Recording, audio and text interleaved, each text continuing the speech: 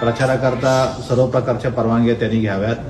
कोणत्याही प्रकारच्या विनापरवानगी त्यांनी प्रचार करू नये. त्याचबरोबर कोणत्याही शासकीय कार्यालय, पोल किंवा इतर कुठल्याही सार्वजनिक ठिकाणी विनापरवाना कोणत्याही प्रकारचं पोस्टर किंवा झेंडे लावणे हे योग्य नाही. त्याप्रमाणे योग्य ती पुढची कारवाई आमच्या FST कडून होईल. त्याचबरोबर शहरामध्ये कोणत्याही प्रकारच्या रॅलीज किंवा सभा होत असतील तर सगळ्यांना लोकशाहीमध्ये प्रचार करण्याचा अधिकार आहे आणि शांतता मार्गाने सगळ्यांनी योग्य त्या परवानगी घेऊन ह्या सभा आणि रॅलीज आणि प्रचार हा करणं हे अपेक्षित आहे.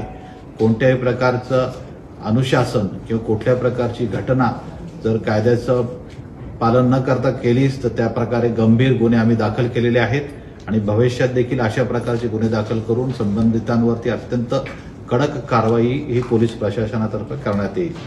त्याचबरोबर ती शहरामध्ये कोणत्याही प्रकारचे बलून्स किंवा कोणत्याही प्रकारचे ड्रोन्स किंवा कोणत्याही प्रकारचे अशा प्रकारचं साहित्य वापरता येणार नाही ज्या प्रकारे आपल्याला कोणत्याही प्रकारे हवाई वाहतुकीला अडथळा होईल. कारण की त्याच्या देखील प्रोहिबिटरी नोटिफिकेशन पोलीस प्रशासनाकडून काढलेले आहे. 14 तारखेला संक्रांतीचा सण आहे. मोठ्या प्रमाणामध्ये सर्व लोकांकडून तो साजरा केला जाईल. नालन मांजाच्या बाबतीमध्ये माननीय उच्च न्यायालय, खंडपीठ, छत्रपती संभाजीनगर यांचे सुस्पष्ट आदेश आहेत. या बाबतीमध्ये पोलीस प्रशासनाने वेळोवेळी जनजागृती त्याचप्रमाणे मोठ्या प्रमाणावरती गुन्हे दाखल करून कायदेशीर कारवाई केलेली आहे. यावेळी देखील आम्ही मोठ्या प्रमाणावरती त्याचं नियोजन केलेलं आहे.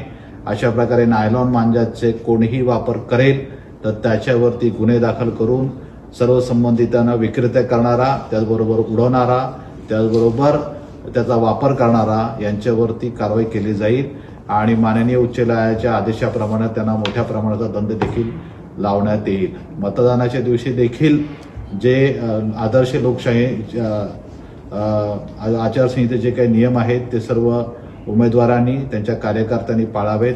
मतदान केंद्रावरती कोणत्या प्रकारची गर्दी होणार नाही, मतदारांची गैरसोय होणार नाही याची प्रशासनातर्फे योग्य ती सुविधा घेतलेली आहे. पोलीस प्रशासनाने देखील योग्य बंदोबस्ताचं नियोजन केलेलं आहे. त्या प्रकारचं आवाहन आपल्याला करण्यात येत आहे. तसेच मतमोजणीच्या दिवशी देखील ट्रॅफिकचं नियोजन आणि ज्या प्रकारे आपण विधानसभेला आणि लोकसभेला नियोजन केलं होतं त्याच प्रकारचं नियोजन यावेळी देखील करण्यात आलेलं आहे. त्याच्याबद्दल देखील काही